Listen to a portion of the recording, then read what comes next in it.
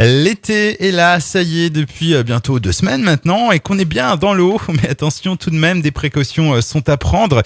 Les risques de noyade, c'est donc le sujet évoqué dans les prochaines minutes. Je suis justement avec Frédéric Duchemin. Il est capitaine et adjoint au chef du centre de secours de Beaumoac. Bonjour. Bonjour. Dans un premier temps, est-ce qu'on peut évoquer déjà la noyade en chiffres ? Alors la noyade en chiffres, effectivement, on a quelques chiffres de l'Institut national de veille sanitaire qui est dénombré 1238 noyés en 2012, alors par noyade. Il faut entendre effectivement la noyade qui finit par un décès, et malheureusement on en a eu 214 en mer l'année dernière. En fait, la noyade, c'est aussi vaste entre quelqu'un qui a bu une bonne tasse, sans forcément aucune séquelle, jusqu'à malheureusement au décès. Donc 1238 noyades l'année dernière. Alors quelles sont les causes des noyades en général ? En fait, les causes de noyade, c'est souvent malheureusement l'imprudence.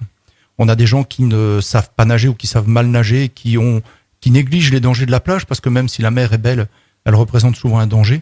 Bon, il n'y a pas que la mer, il y a aussi les points d'eau, les cours d'eau, les piscines, etc.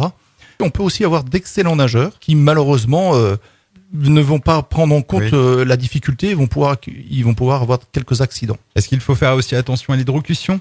L'hydrocution, oui, effectivement. Alors, il y a un adage qui dit qu'il faut attendre 2 heures avant de se baigner après un bon repas. Alors, je précise, un bon repas.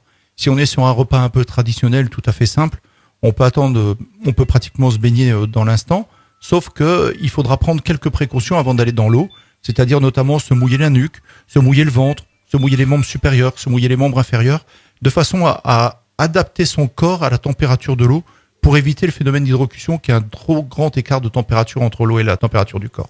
Des précautions également à prendre sur les plages, notamment privilégier donc les zones de baignade dites surveillées et puis s'informer aussi des conditions de baignade. Alors effectivement, il est préférable, il est même quasiment indispensable d'aller sur ces plages dites surveillées.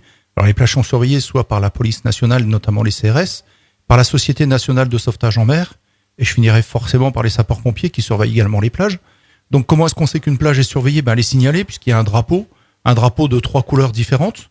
Alors pour savoir quelle couleur représente le danger, etc., tout est affiché à l'entrée de la plage puisqu'il y a des tableaux sur lesquels est notée la température de l'air, la température de l'eau, l'heure de pleine mer, l'heure de basse mer, les différents coefficients, s'il y a du vent de terre, toutes les indications qui sont là en fait pour que les baigneurs se baignent dans la plus grande des tranquillités tout en respectant forcément et nécessairement les consignes des sauveteurs en mer qui sont là, pas pour embêter les gens, parce qu'en fait c'est un peu comme le gendarme sur le bord de la route, ils sont pas là pour embêter les gens, ils sont là pour que les gens passent des vacances les plus merveilleuses possibles. Attention aussi aux enfants, ils ne sont pas épargnés, et puis quelques instants d'inattention et les conséquences peuvent être dramatiques. Effectivement, les conséquences peuvent être très très dramatiques.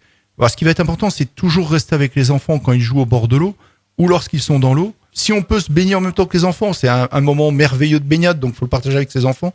Pendant la baignade, on peut désigner éventuellement un adulte qui va être responsable de leur surveillance. Ce qu'il faut forcément faire, ça se met en place maintenant avec l'école, mais apprendre à nager aux enfants, on a la chance, notamment dans la Hague et sur la pointe du Nord-Cotentin, d'avoir beaucoup de piscines. Donc il faut absolument apprendre à nager aux enfants le plus tôt possible. Et puis s'ils savent pas nager, ou même s'ils savent nager puis qu'ils commencent simplement à se dépatouiller un petit peu, il faut forcément les équiper de brassards avec un marquage CE qui va être adapté à leur taille, au poids, à l'âge de l'enfant. Il faut forcément aussi se méfier des bouées, des bateaux qui peuvent partir avec des vents de terre notamment, et les enfants peuvent s'en aller et s'éloigner du bord. Enfin, on termine. Quelle conduite à tenir en cas de noyade avant l'arrivée des secours ? Donc avant l'arrivée des secours, c'est-à-dire qu'on les a alertés. Donc la première chose à faire, c'est effectivement donc sortir la personne de l'eau, et une fois que la personne est sortie de l'eau, on essaie de faire un état des lieux de cette personne, savoir si elle nous répond ou si elle ne répond pas. Forcément, dès qu'on va voir ces éléments, on va alerter les secours au travers du 112, puisqu'au bord de la plage, on pourra pas alerter ni le 15 ni le 18, donc le 112, ce sera le meilleur numéro que l'on pourra appeler puisqu'on aura un portable sur soi. Tout le monde a un portable maintenant, même à la plage. Donc on fera un petit état des lieux. Si elle respire pas, on fera un massage cardiaque associé à un bouche à bouche, etc., etc. Eh bien, merci beaucoup Frédéric pour ces précisions. Je rappelle donc que vous êtes le capitaine adjoint au chef du centre de secours de Beaumoac. Autre chose à rajouter avant de conclure ? Sinon, qu'on a donné quelques petits conseils depuis ces récentes émissions, donc on va souhaiter de bonnes vacances, parce que je vais en prendre aussi un petit peu, donc on va souhaiter de bonnes vacances à nos auditeurs. Respectez bien les consignes de sécurité, puis bonnes vacances à tous. Je vous dis à bientôt Frédéric. À bientôt, merci.